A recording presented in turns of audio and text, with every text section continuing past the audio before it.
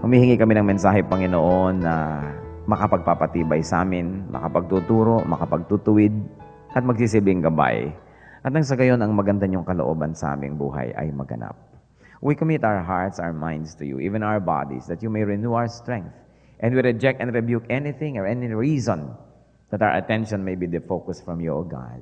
And we pray that you speak to your people like a father would to his children. We are your children. We are your people. We are the sheep of your pasture. We are your protectorate, O God. We are your pupils. Teach us great things.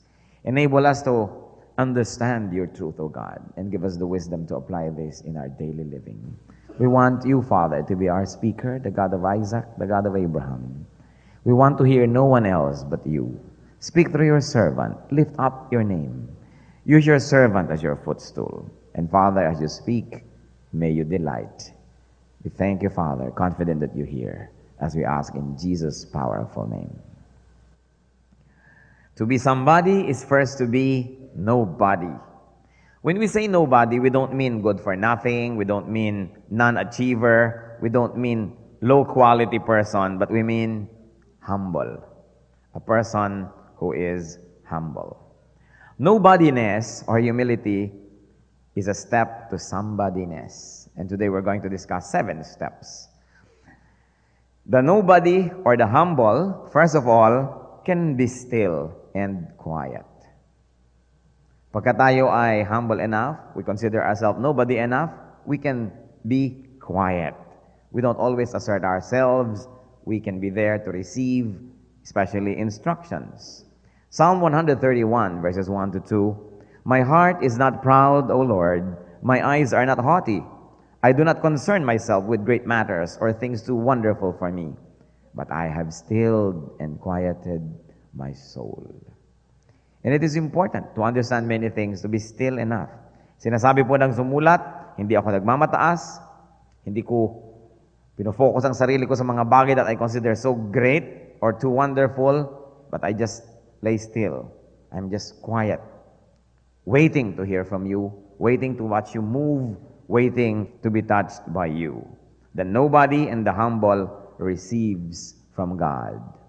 Because the nobody and the humble positions himself or herself correctly in a position of humility, quietness, in a position of capacity to receive. That's why people who are humble are able to receive. What else do the nobody and the humble get from the Lord? They get guidance and teaching. Psalm 25:9, He guides the humble in what is right and teaches them His way. And you know why God can guide the humble? Because the humble is teachable. Pagka tayo humble, willing tayong makinig, willing tayong maitama, willing tayong maituwid, willing tayong magmadali kung pinagmamadali tayo. Therefore, we receive guidance and teaching. What else do the humble, the nobodies, get from God? They get sustenance. Psalm 147, verse 6. The Lord sustains the humble, but casts the wicked to the ground. Binibigyan ng Panginoon ang mga mapagpakumbaba ng kanyang pagtulong. Nasusustain sila, ang kanilang energy, ang kanilang strength.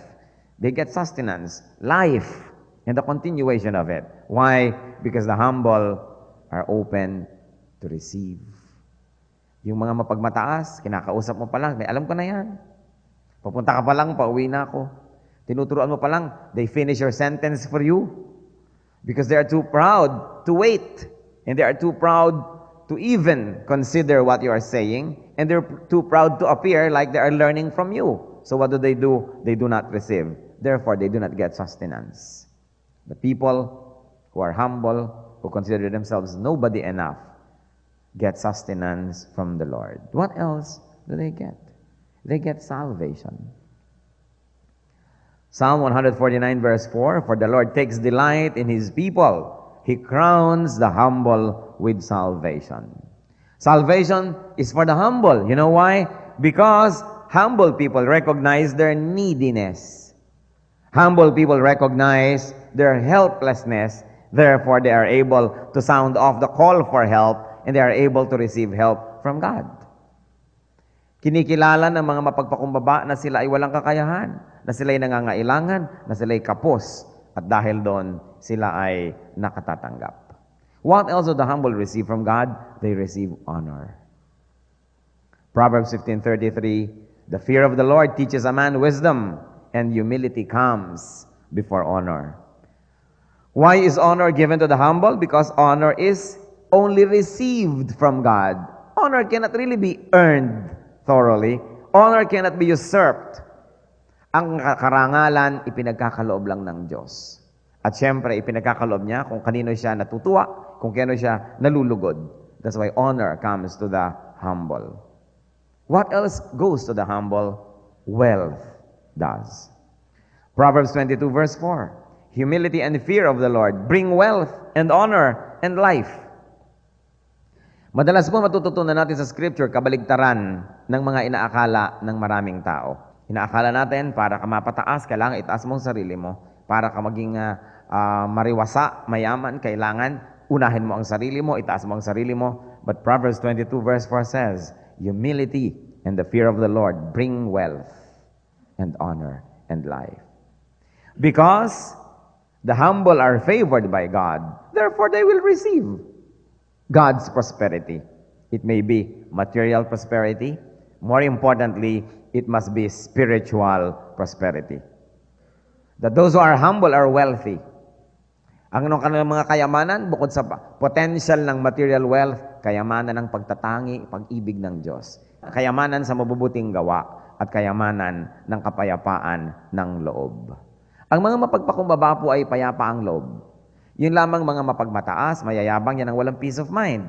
Because at any given time, they always have to stand up to the occasion. They always have to prove who they are. They always have to work so hard to keep their status. That's why they don't have peace. But the people who are humble are relaxed. They have no fronts to keep, no facades to maintain. They are what they seem to be. Therefore, they have peace with themselves and with the world. What else does humility, nobodiness, bring? It is considered great in heaven. Matthew 18, verses 2 to 4. He called a little child and had him stand among them. This is the Lord. And he said, I tell you the truth, unless you change and become like little children, you will never enter the kingdom of heaven. Therefore, whoever humbles himself like this child is the greatest in the kingdom of heaven. Yung nagpapakumbaba na parang bata, ano pa mo ba ang kapakumbabaan ng mga bata? Ang mga bata, pag hindi nila alam, aaminin nila, ano po yan? Hindi ko po alam yan. Kaya ang mga bata, tanong ng tanong kasi marami pang hindi alam. And they are not afraid to show that they don't know. Ang mga bata, wala silang mga pretenses. Kung nagugutom sila, aaminin nilang nagugutom sila. Kung wala sila nito, kung meron sila noon, sinasabi nila. Pag meron silang achievement, sinasabi din nila, alam mo, ganitong nagawa ko, nakatalon ako, ganito kahaba, ganito kataas, etc., etc. Pero pagka tayo nagkakaedad na, nagkakaroon tayo ng mga concepts of pride and sometimes false humility. Do you know that it is false humility to be very, very abnormally quiet about the good things that God brings to you, about the good things that God does through you, and even about your accomplishments? Kaya yung meron na pala siyang napakalaking accomplishment, hindi pa niya sinasabi sa'yo, sometimes it is not always humility. Sometimes it is false pride. Dahil gusto nilang pasabihin na, actually, small time lang yan sa akin, kaya hindi ko naman binibig deal para ikwento pa sa'yo. Pero sa angkay, gustong-gusto naman niya talagang ikwento. Merong mga bagay na gustong-gustong ipakita sa inyo ang kanilang magandang bahay, ang kanilang magandang banyo o kwarto. Hindi ginagawa dahil baka sabihin, para yun lang pala, big thing na sa kanya at isineselebrate na. Pero di ba pag meron kayong ka-close talaga, kapatid o very close friend, ipapakita mo hanggang kalit-liitan, alam mo, ang ganda ng banyo ko, halika, tingnan mo. Hindi yun kayabangan kasi isineshare mo yung something that is good. But the older and the older we get, natuto tayo ng mga pretenses. Ang ganda-ganda naman ng baro mo. Alin? Maganda ba? Pero saan ka talagang intay na siyang pampuri yung damit na yun. False pride. And little children say, look, tignan nyo, ang ganda-ganda ng baro ko. And that is not pride. It is celebrating the goodness of God. And celebrating what is good about life. So sabi ni Lord, maliban na lang maging kayo parang ganitong mga bata, walang mangyayari sa inyo. But if you are as humble, as innocent as these little ones, that you are not even afraid to talk about the good things that happen to you because you don't think it will be misconstrued as pride. Kasi kung minsan marami tayong masyadong ina-assign na suspicions sa ating mga kapwa na tayo mismo ang nag-iisip ng marumi tungkol sa kanila at hindi naman nila iniisip nating iisipin nila. So, humility is considered great in heaven. I wonder how we all score against these 7 great things that happen or come to the humble. What are some of the scriptural notes on nobodiness or on humility, aside from that which we already discussed? Of course, there are many celebrated traits. Humility, nobodiness, in the context of what we are saying now, which means humility, is celebrated. And what are those celebrated traits? One is being last. Being last in the world is being first in heaven. Mark 9:33-35, they came to Capernaum. When he was in the house, he asked them, this is the Lord asking, what were you arguing about on the road? But they kept quiet, because on the way, they had argued about who was the greatest. Sitting down, Jesus called the 12 and said, if anyone wants to be first, he must be the very last and the servant of all. So isa po yan na celebrated trait. Talagang pinupuri at binibigyan ng atensyon sa Bible, lalo ng Panginoon, yung ating pagiging last. Hindi kulelat dahil wala ka namang katalinuhan, hindi kulelat dahil wala ka namang ibuga sa buhay, kundi ikaw mismo yung naglalagay sa'yo sa huli, hindi lagi mong inuuna ang iyong sarili. That is one celebrated trait. Once more, ano ba sineselebrate ng mundo? Yung inuuna mo ang iyong sarili. Kasi marami tayong values, kabaligtaran ng values ng pagiging makadiyos. What else is a celebrated trait? Servanthood. Servanthood is greatness. Matthew 20:26-27. Not so with you. Instead, whoever wants to become great among you must be your servant. And whoever wants to be first must be your slave. May tanong po ako sa inyo. Bukod kay Lord that we serve, at dapat lang, kaya hindi na dapat tinatanong if you serve God. Dapat.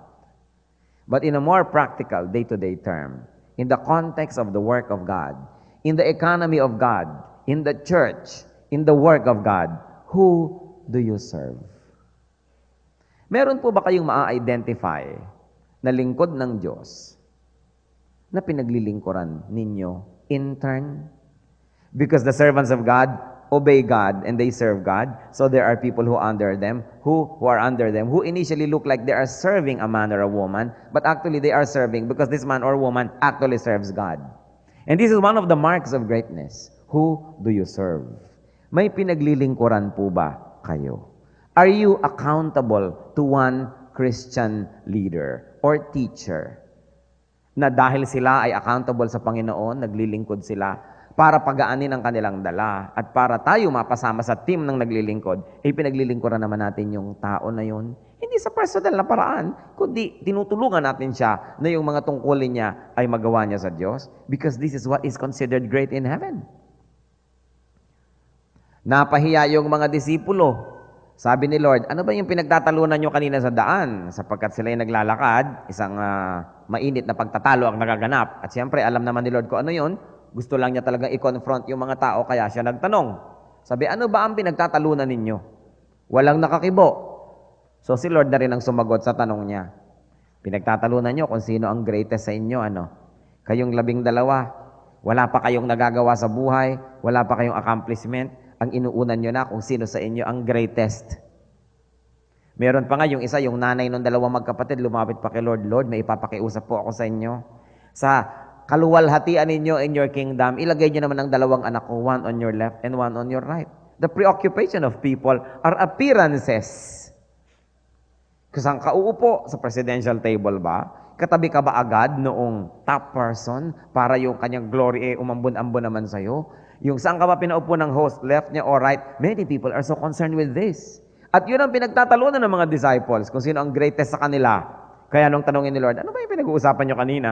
Walang makakibo. Kasi alam naman nila, kahiya-hiya yung pinag-uusapan nila.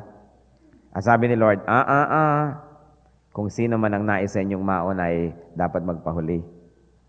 At kung sino man ang nais sa inyong maging dakila, kailangan yung naglilingkod sa inyo. You serve each other. You serve one another. Kaya ang tanong meron na ba kayong pinaglilingkuran? Are you accountable to somebody in the chain of command in God's economy? O kayo'y solo flight, edi wala kayong sineserve. You have no chance to be called great in the kingdom of God. Dahil baligtad lagi ang mga values ng mundo. What else is a celebrated trait? As we have discussed lengthily, humility. Because in spirituality, humility is exaltedness. Matthew 23:12. For whoever exalts himself will be humbled, and whoever humbles himself will be exalted. Another celebrated trait is that of realistic self-assessment. Realistic self-assessment is wise. Yung kinikilala natin ating sarili, sinusukat ang ating sarili, at tinitingnan, tama nga ba tayo? Tayo ba'y husto sa timbang? Tayo ba ay kulang? Romans 12:3. For by the grace given me, I say to every one of you, do not think of yourself more highly than you ought, but rather, think of yourself with sober judgment, in accordance with the measure of faith God has given you. Huwag daw masyadong malaki ang pagtingin sa sarili. Huwag dapat mas malaki kaysa sa totoo. At kung tayo magiging totoo, wala naman talagang malaki, kundi ang ating mga pagkakamali at ang ating mga kasalanan at ang ating mga kakulangan. Kaya lang, pag meron tayong mga delusions of grandeur, meron tayong misproportionate assessment of self. Ang pinapalaki natin yung konting maganda at ang pinapaliit natin yung napakarami natin mga kapintasan. Kaya sabi, do not think of yourself more highly than you ought. And even if you have a lot of assets at marami talagang mga katangian, hindi pa rin marapat na magmataas. Kasi habang mas marami tayong katangian, mas marami tayong mga kabutihan at mas marami tayong mga magagandang bagay, lalo tayong nagpapasalamat dahil bigay lang yun ng Diyos. It is no occasion to be proud. Mas marami kang property, mas alam mo, mas naging gracious sa'yo ang Diyos. Mas marami kang talent, alam mo, mas naging generous sa'yo ang Diyos. Kaya lalo ka nagiging humble. You know that it takes living in a lie to be proud. Nagtataka ko, bakit kung mayaman, kung marunong, kung maganda, nagiging proud, nalilimutan yata na bigay lang yon. At dahil bigay lang, lalong dapat ipagpasalamat at lalong dapat tayong magpakumbaba.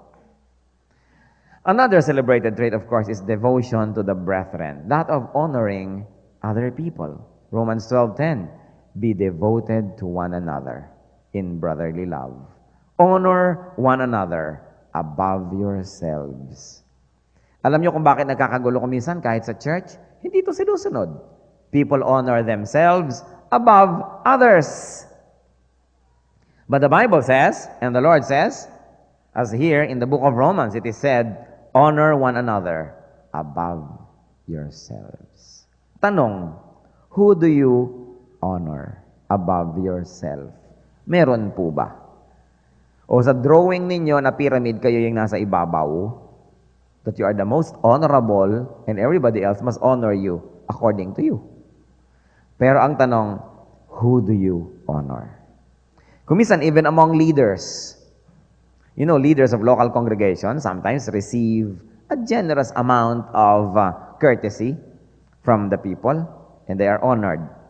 So they begin to be deluded by this, and they think that they're on the top of the world, that they don't give honor to other leaders in other congregations. Na iniisip nila sila na lang at ang congregation na lang nila ang tama. Lahat lang ng words na lumalabas sa bibig nila about other leaders, pintas, mga paninira, at mga veiled na mga inggit. But sabi, honor one another above yourselves. One of the greatest measures of being an honorable person, of being somebody, is how long is your list of people that you honor above yourself? Do you keep a long or a short list? Na sa'yo, okay lang, may i-honor ako 1 or 2, at tapos ako na, and then everybody else under ko na. Ang sinabi dito, honor one another. Even those who are beneath you in the chain of command must be given honor. It is important. And another celebrated trait is living in harmony with others. How do we live in harmony with others? Through submission to each other. And of course, another trait alongside with that is associating with lowly people. Yung tayo po ay nakikipagmabutihan sa mga taong mas mababa ang kalagayan sa atin. Maybe economically, intellectually, socially, politically, whatever. Romans 12:16, live in harmony with one another. Do not be proud, but be willing to associate with people of low position. Do not be conceited. Baligtad na naman ang marami. Because many people are what? Social climbers.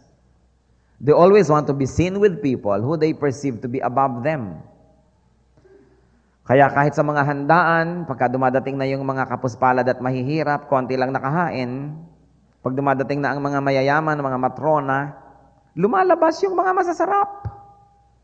Bakit ang mga tao baligtad? No? Yung mayayaman na nakaka-afford na ng masasarap, yung pampinapakain ng mas masasarap. At yung mahihirap, pag dumadating, tama na sa kanila yan, mahirap lang naman sila. Pagka magre-regalo sa mga mahihirap na salanta, lagi nilang, yung pong used clothing. Wala pa ako nabalitaan na nagregalo sa mga mayayaman ng used clothing. Laging new. Pero pag mahihirap, used. Meron pa nga daw nagre-regalo ng mga tea bags na pinatuyo sa init ng araw at inireregalo pa sa mga misyonary. Totoong istorya ito. So, pero pagka ang bibigyan mo may kaya, dapat yung mahal, dapat yung maganda. This is the wickedness and the twistedness of the wisdom of the world. That to whom who has much, we like to give more. Because we are not really giving, but we are trying to invest. Kasi mas marami naman siyempre ang makokolek mo doon sa mayaman, kaya mas malaki ilalagay mong investment. But the Lord says, the true religiosity is to be kind to widows and orphans, and to the lowly and to the poor. Kaya sabi dito, be willing to associate with the lowly. Hindi yung iba ang tabas ng iyong ngiti pag mayaman ang kaharap at napakamahal lang yung ngiti pagka mga dukha ang kaharap. Hindi ito ang mga hinahanap sa atin ng Diyos. Why are we going through a litany of so many verses so early? Because these verses are mirrors that tell us about ourselves. Nakapasok na ba kayo sa mga gallery of mirrors? Kumisan sa mga festivals, may ganyan. Iba-iba yung haharap ka, biglang pahaba ka, mamaya biglang ang taba mo, mamaya biglang twisted ka, mamaya liku-liku ka. I wonder if you have done this. Because the Word of God is like that. Except that, the words of God do not give you different twisted images of ourselves, but they give you the real images that we have as far as heaven is concerned. And if we're going to face the Word of God squarely and honestly, we will see that there's a lot of twistedness. That what we show to the world can be so far from the truth, from what the Lord sees in our hearts. What else is celebrated in Scripture? Being other person-centered. Yung ikaw ay walang iniisip kundi kapwa, mas tinutulungan mo ang iyong kapwa, iniisip mo ang kanilang kabutihan. To the point that even the definition in the Bible, when it says, wives, submit to your husbands. Hindi naman ibig sabihin blind submission.